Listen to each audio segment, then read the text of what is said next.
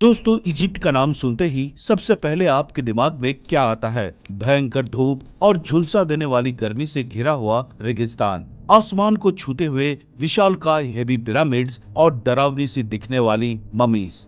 दोस्तों, वैसे तो इन पिरामिड्स के बारे में काफी बातें प्रचलित हैं, पर क्या आपको पता है कि आखिर इन विशालकाय गगनचुंबी पिरामिड्स का इस्तेमाल क्यों होता था और एंशिएंट इजिप्शियंस का ममीज और पिरामिड्स बनाने के पीछे मुख्य कारण क्या था? आइए समझते हैं इन्हीं बातों को आज की इस वीडियो में। दोस्तों, वैसे तो इजिप्ट एक सूखी और रेतीली जगह है, पर यहाँ पर सर्दी और गर्मी दोनों तरह के मौसम देखे जा सकते हैं। यहाँ गर्मियों में झुलसा देने वाली गर्मी होती है, तो सर्दियों के मौसम में टेम्परेचर एकदम से नीचे गिर जाता है। ऐसे एक्सट्रीम वेदर के बाद भी पिरामिड के अंदर का एवरेज टेम्परेचर 20 डिग्री सेल्सियस ही रहता है। इन पिरामिड्स को कुछ इस तरह से बिल्ड किया गया है कि बाहर के बदलते मौसम का पिरामिड के अंदर कोई असर नहीं पड़ता है। सोच कर देखिए दोस्तों, हजारों साल पहले बिना किसी एडवांस टेक्नोलॉजीज के इजिप्ट के लोगों ने कैसे पिरामिड्स को अंदर से इंसुलेट किया होगा।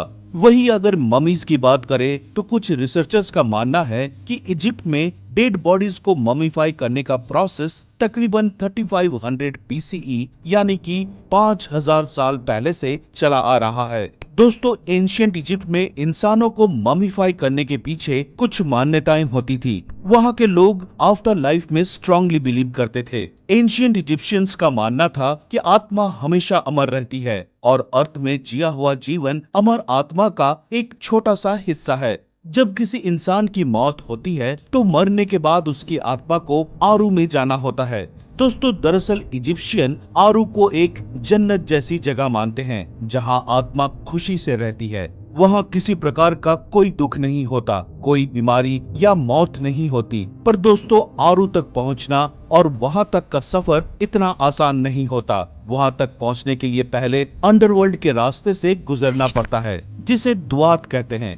दोस्तों, एंशिएंट इजिप्शियंस के अनुसार दुआत से गुजरना एक लंबा सफर होता है, इसलिए सफर को आरामदायक बनाने के लिए फेरोज की ममीज पर बहुत सारा सोना, चांदी और कीमती आभूषण रखे जाते हैं, जिससे कि फेरोज की टुम से दुआत तक की यात्रा सुखमय तरीके से बीते। दुआत से ट्रैवल करने के दौरान आत्मा को हॉल ऑफ ट्रूथ यानी कि सत्य के दरबार में रुकना होता है। यहाँ पर आत्मा की मुलाकात गॉड ऑफ डेथ, जिन्हें ओसाइरस भी कहा जाता है, उनसे होती है। ओसाइरस के पास एक तराजू होता है जिसके एक तरफ पंख, जिसे प्योरेस्ट फॉर्म ऑफ सोल माना जाता है, और दूसरी तरफ उस इंसान का दिल होता है। अगर दिल पंख से भारी हुआ तो एमित, जो कि क्रोकोडाइल गॉड को कहा जाता है, वो उस दिल को खा लेता है और उस व्यक्ति की आत्मा हमेशा के लिए नष्ट हो जाती है। और अगर दिल पंख के कंपैरिजन में हल्का हुआ तो गॉड ओसाइरस द्वारा उस आदमी के कर्मों को देखा जाता है। अगर उस व्यक्ति का दिल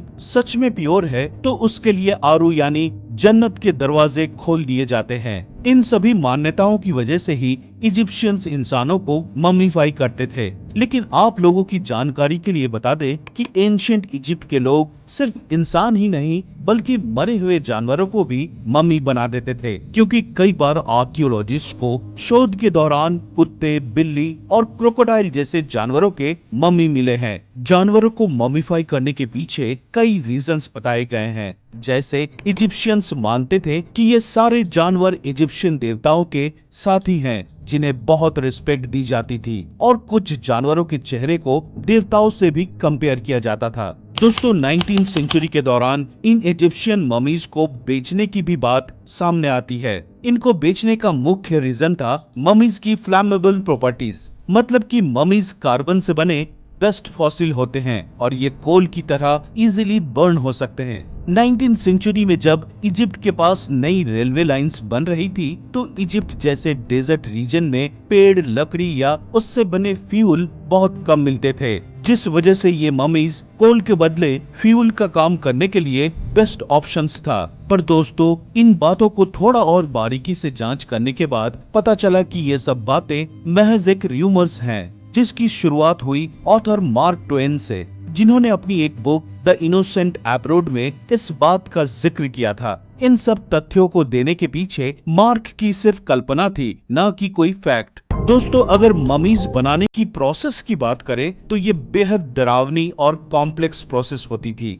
जिसमें कुल 70 दिनों का वक्त लगता था। दरअसल मरने के बाद डेड बॉडी की नाक में नोकीली सुई डालकर इंसानी दिमाग निकाल लिया जाता था। उसके बाद शरीर के बाकी बचे ऑर्गन्स जैसे किडनी, लीवर, इंटेस्टाइन सब कुछ निकाल लिया जाता था, सिवाय दिल के, क्योंकि वहाँ के लोगों का ऐसा मानना था कि दिल सीधा आत्मा से जुड़ा होता है और अगर दिल को शरीर से बाहर निकाल दिया गया तो आत्मा भी बाहर निकलकर नष्ट हो जाएगी। सभी ऑर्गन्स को निकालने के बाद इन्हें 4 अलग-अलग कैनोपिक जार्स में बंद कर दिया जाता था, जिसके बाद बॉडी को अच्छे से साफ करके सील दिया जाता है और 40 दिनों के लिए नमक के ढेर में बंद करके छोड़ दिया जाता है, जिससे बॉडी के अंदर का सारा मॉइस्चर खत्म हो जाए। आखिर में बॉडी पर एक प्रकार का सॉल्यूशन डाल के बॉडी को लाइलन के बैंडेज से बांधकर उसे ताबूत में बंद कर दिया जाता था। कई बार इन ताबूतों में ढेर सारा सोना, चांदी और खजाना भी रखा जाता था। ये खजाने और सोना चांदी ज्यादातर राजाओं के ताबूत में रखे जाते थे।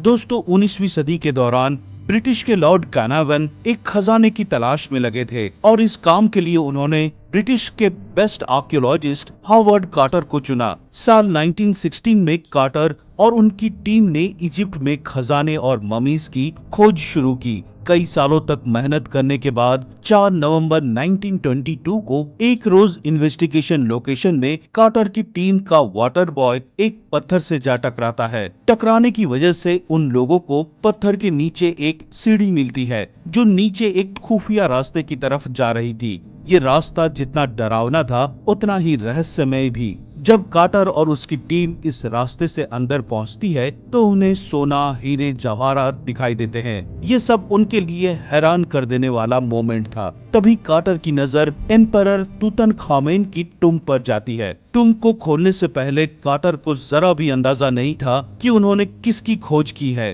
तुतनखामेन की टुम्ब मिलने के बाद उसके टुम्ब को बारीकी से परीक्षण किया गया और प्राचीन इजिप्शियन सिविलाइजेशन को एक्सप्लोर किया गया। दोस्तों, इस खोज के बाद कुछ ऐसी घटनाएं हुई जिसे इस खोज के साथ जोड़ी जाती है, जैसे कि द कर्स ऑफ ममीज। इस इन्वेस्टिगेशन में शामिल ज्यादातर लोग किसी बीमारी या एक्सीडेंट से मारे गए। आपको बता दें कि इजिप्शियन ममीज के टूम्ब पर प्राचीन इजिप्शियन भाषा में कर्स ऑफ द pharaohs के बारे में बहुत कुछ लिखा हुआ है। जैसे इसमें ये बात लिखी है कि जो सोते हुए ममीज को डिस्टर्ब करेगा उसे बेहद भयानक अंजाम भुगतने पड़ेंगे। ये सभी चीजें उन दिनों मीडिया में भी काफी छाई रही। हालांकि कई रिसर्चर्स का मानना है कि प्राचीन इजिप्शियन के लोगों ने उनके ममीज को प्रोटेक्ट करने के लिए श्राप से रिलेटेड हस्तलिपियां जानबूझकर लिखी होंगी, क्योंकि इजिप्शियंस ये बखूबी जानते थे कि चोर और कुछ लालची लोग टूम्ब में रखे खजाने को लूटपाट करने की कोशिश जरूर करेंगे,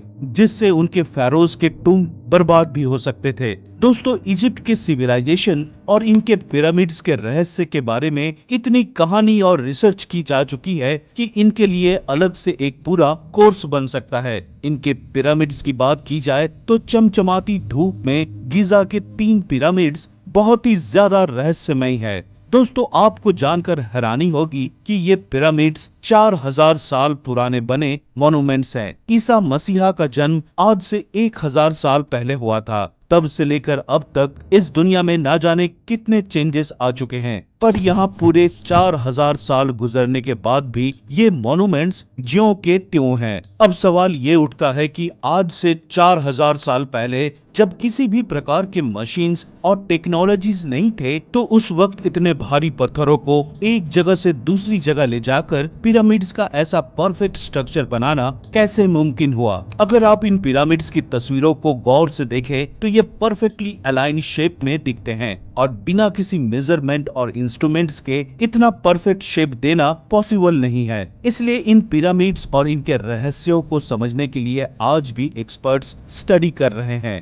दोस्तों, पिरामिड्स को लेकर दूसरे थ्योरीज भी सामने आते हैं। कुछ रिसर्चर्स का मानना है कि इजिप्ट के पिरामिड्स को बनाने के पीछे किसी एलियन सिविलाइजेशन का हाथ है। इस थ्योरी को ओरियन कोरिलेशन थ्योरी का नाम दिया गया। इस थ्योरी के अकॉर्डिंग अगर पिरामिड के ऊपर आसमान की ओर देखा जाए तो ओरियन बेल्ट नजर आती है। इस ओरियन बेल्ट में मौजूद 3 मुख्य तारे अल नीतक, अल नीलम और मिंताका पिरामिड्स के एकदम ऊपर पैरेलली अलाइंड है। हालांकि 4000 सालों में अर्थ की मूवमेंट में माइनर सा बदलाव होने की वजह से कुछ एंगल का फर्क जरूर पड़ा होगा। ये थ्योरी कहती है कि इन तारों से एलियंस अपने स्पेसशिप से आए होंगे और इन पिरामिड्स को बनाने में ह्यूमन सिविलाइजेशन की मदद की होगी। इसके साथ ही रिसर्चर्स को पिरामिड्स की दीवारों पर ऐसे पिक्चर्स भी मिले हैं जिसमें साफ साफ एलियंस के चित्र और स्पेसशिप के स्ट्रक्चर्स को दर्शाया गया है, क्योंकि 4000 साल पहले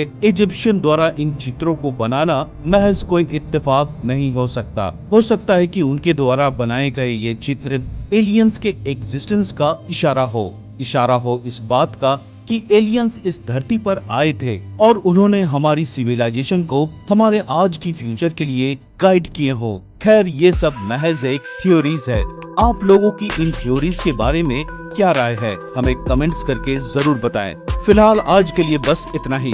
वीडियो पसंद आई हो तो लाइक करें और ऐसे ही इंफॉर्मेटिव वीडियोस के लिए सब्सक्राइब करें हमारे चैनल रेडी स्टडी नॉलेज को।